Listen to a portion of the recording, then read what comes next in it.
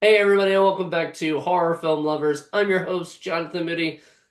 This is going to be an interesting show. This is not a normal show, not a particular type or whatever. I'm going to do something that I've been wanting to sort of talk about, and now I'm finally going to do it. And I have no reason other than I've wanted to do this.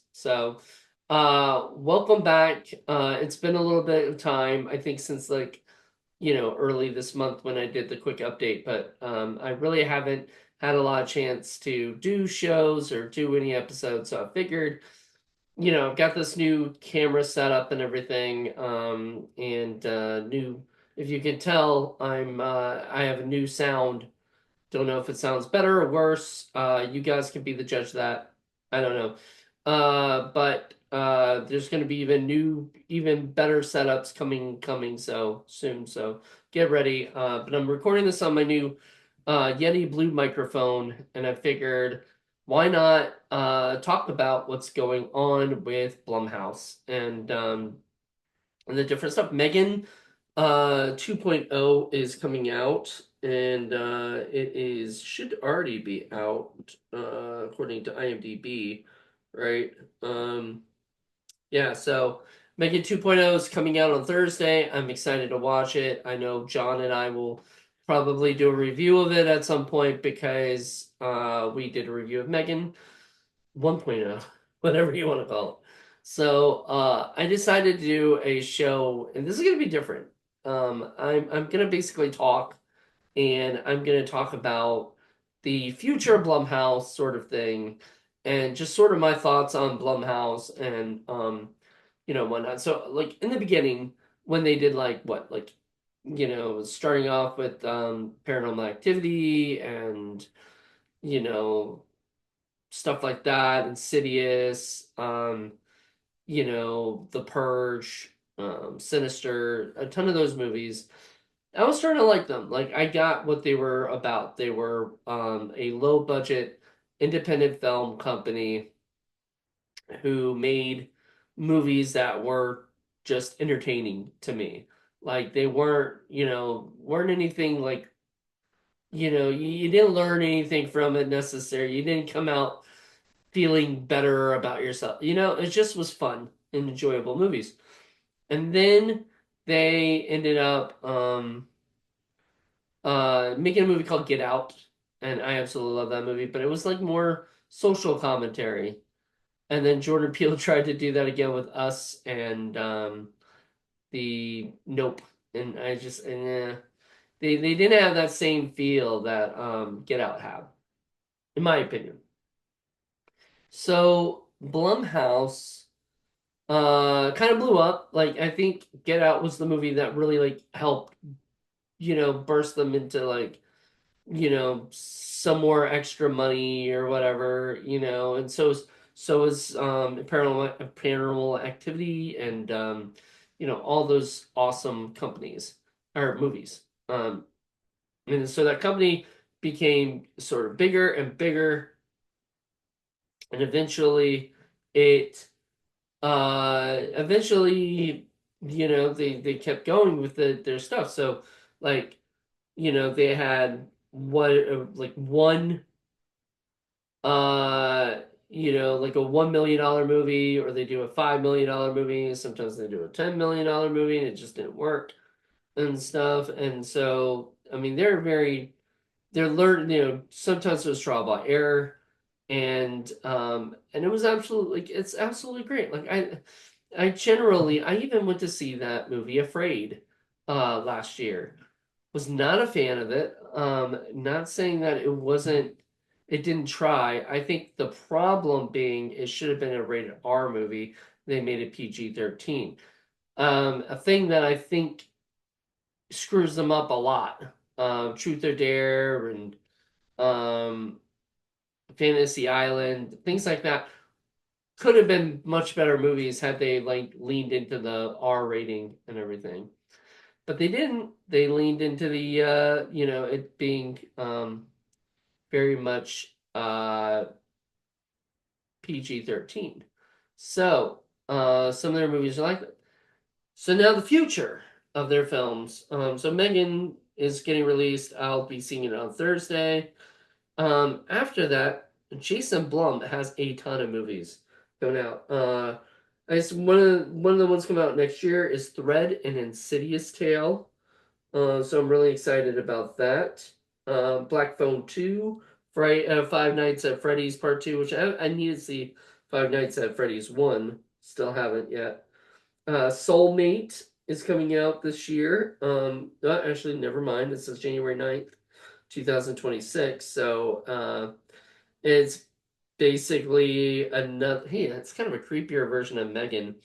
Because it says, like, in man acquires an artificially intelligent android to cope with the loss of his recently deceased wife. In an attempt to create a fully sentient partner, he inadvertently turns a harmless love bot into a deadly soulmate. So, once again, sounds very, very much like Megan. Um, there's an untitled Thing remake, the Thing remake, coming around again. These are it says a middle-aged divorcee, reconnects with an old flame while on vacation in Martha's Vineyard, and that's like a drama romance. So sounds like Jason Blum is kind of coming out of just horror, and doing other stuff.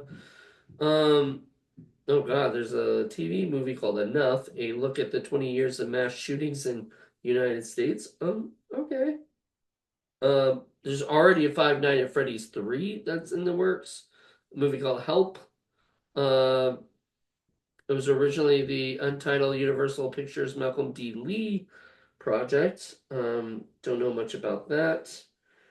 I mean, he's got 70 something. I'm not gonna go through all of them. But I'm gonna try to find the ones that actually, you know, God, they do a lot about documentaries about like school shootings and stuff. There's a movie called The Walkout. It's a mass shooting at a high school, Major East Stillman High School. So, documentary about that. There's a movie called Florida Man. A lot of these are in development, which, if you know anything about in development, it means that the movie is it's not in pre-production yet. It's like basically it's being developed, and some of these movies may happen, some of them may not happen, some of them were never going to happen. Some companies buy movies so that they don't, um, basically, they don't compete with other movies that they've got going on. I've seen that a lot. I wouldn't be surprised if Jason Blum did that occasionally. Just bought it to make sure that nobody else, did it, or maybe even that they wanted to do it, but they didn't have they didn't find the funding for it, so they just kept it and made it'll go into turnaround someday, which means that somebody else, the original author, gets the script back and can give it to another company. Um, I like to see that because it's a bummer if somebody has a script for so long and then they don't ever do anything with it. That's one of my pet peeves is people who have scripts and just don't plan to do anything with it. There's an untitled Sony Blumhouse Insidious. I don't know what that means necessarily. I guess another Insidious movie. There's Lee Cronin's The Mummy. That's expected next year at April 17th. Um, I guess it's a mummy movie, which is interesting. They're doing the whole monster legacy kind of stuff. They did the Invisible Man. They did the Wolfman. Wolfman I just watched for the first time. I was like, like I expected better. I don't know. I expected more fun. It was kind of a sort of a boring movie to be honest. Um, The Rainmaker, I guess is a series that's coming out August 15th, and it's based on the John Grisham one. Originally I think like Matt Damon played the rain, in the Rainmaker in the original thing. So it'd be interesting to see what they do with that. Um, what else? Did I miss anything? Because I think I did. I mean, there's a lot, so I'm not. There's some I'm not gonna just mention because they're in. I'm trying to find the ones that are just in pre-production, really. There's a movie called This Beast that's in pre-production. A lowly trapper is tasked with killing a mysterious beast that is ravishing an 18th century English village, slaughtering innocents and driving mayhem to puritanical heights. But this hunt appears to be more personal for this trapper. So, I don't know. It's Kurt Sutter. Isn't that the? Yeah, it's the Son of Anarchy guy. Awesome. He's doing a horror film. Upgrade. I'm guessing that's a TV show that they're doing, that Lee Winnell is doing, based on his movie, or his movie Upgrade. Um, Now there were some ones that I was interested in based on the titles, but I have no idea if they're ever going to get made. Um, like Divided States of America, that's been in development, it's a comedy. I kind of feel like that's where we're at in life right now, so surprised it's not getting attention. The She has been in development, apparently for a while. I believe it's from the director of uh, what's that guy's name? He did that. Now I'm really messing up right now. Um, I think he did Sinister too. Um, that same director. He's an Irish guy. If you're a big fan of this stuff, you know who I'm talking about. And I'm not gonna be able to say his name right, but it's like Ciaran Foy, and he did Citadel, which I reviewed.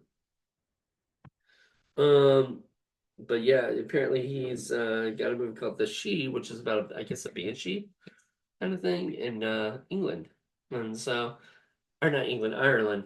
Um, so yeah, so that's pretty much what's going on with Blumhouse. It didn't seem like they have a lot coming out this year. Um, I kind of blame a lot of stuff that's going on right now to like the strikes that happened a couple of years ago, because really like the strikes really affected like last year badly.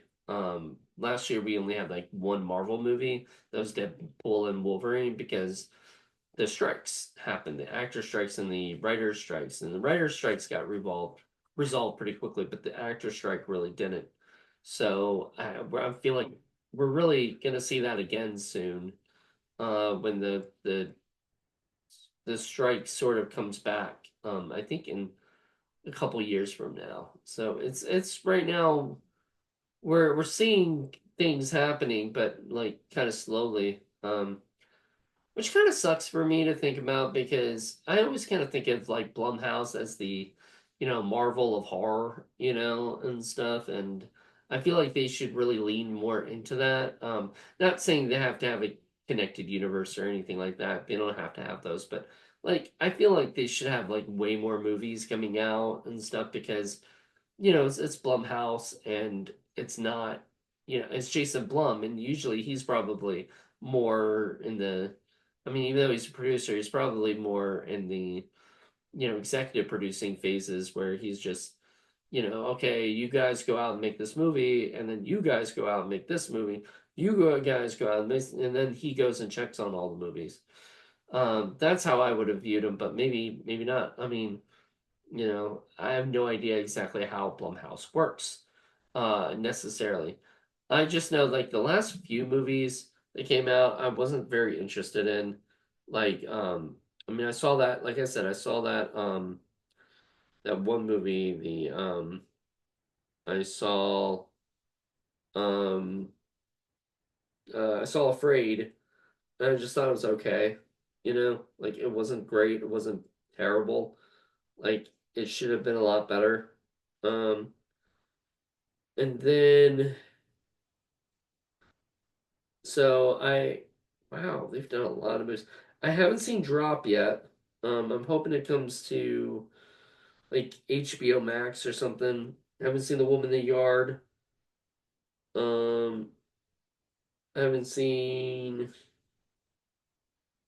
what is Killer Cakes? Never even heard of that. It's a game show over on Prime. So I haven't seen that. House of Spoils is a Prime movie. A new original movie. Looks okay, but I don't know. Uh, Speak No Evil, I haven't seen yet. I want to see, want to check that out. Imaginary, I haven't seen, but I haven't heard really good things about it. I haven't seen Night Swim, even though I also heard really bad things about that one. I haven't seen Five Nights at Freddy's. I haven't seen. I've heard of Totally Killer. Still haven't seen that one. I kind of want to. I mean, as much as a fan I am or was of Blumhouse, I haven't watched a lot of them recently, and it's because either word of mouth hasn't been great, or because I just haven't been interested, and the movies just hasn't clicked with me yet. So, now Megan one I love to death, so I'm interested to see part two, but that CGI thing that the Megan voices in it, then it has to be turned into the whatever. I did not like that thing. I was just like, what in the world am I watching on this? But I will definitely give the movie a shot. Especially since James Wan is still involved. I absolutely love when he works with Blumhouse. He needs to work a lot more with Blumhouse. Craft some really cool stuff. Like if he could sort of do what James Gunn did with DC or whatever, that would be cool, you know. But that's probably not gonna happen.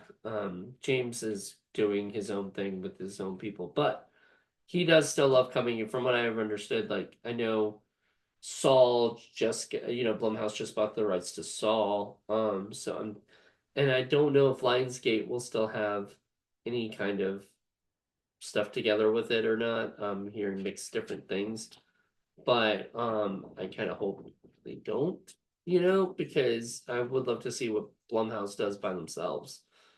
So anyway, that's it. That's all my whole rant about Blumhouse. I mean, and some of the future stuff that's coming. And